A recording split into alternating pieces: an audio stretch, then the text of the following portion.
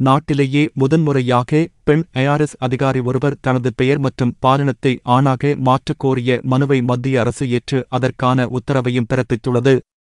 தெலங்கானா மாநிலம் ஐதராபாத்தில் வசித்து வருபவர் எம். அனுசுயா. இவர் மெட்ராஸ் இன்ஸ்டிடியூட் ஆப் டெக்னாலஜியில் எலக்ட்ரானிக்ஸ் மற்றும் கம்யூனிகேஷன் பிரிவில் இளங்கலை பட்டம் பெற்றுள்ளார்.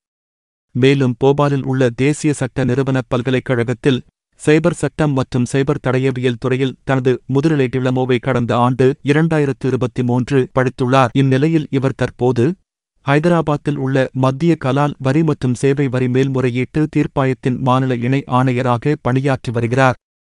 இந்நிலையில்தான் தன் பெயரையும் பாலினத்தையும் மாற்றக் கோரி மத்திய மறைமுக வரிகள் மற்றும் சுங்க வாரிய வருவாய்த்துறையிடம் மனு அளித்திருக்கிறார்.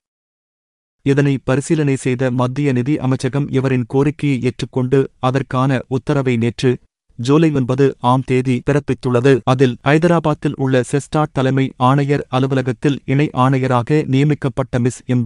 அனுசுயா தனது பெயரை மிஸ்டர் எம். அனுகதிர் சூர்யா என்று மாற்றவும், தனது பாலினத்தை பெண்ணிலிருந்து ஆணாக மாற்றவும் கோரிக்கை வைத்துள்ளார். அந்த கோரிக்கை பரிசீலிக்கப்பட்டது.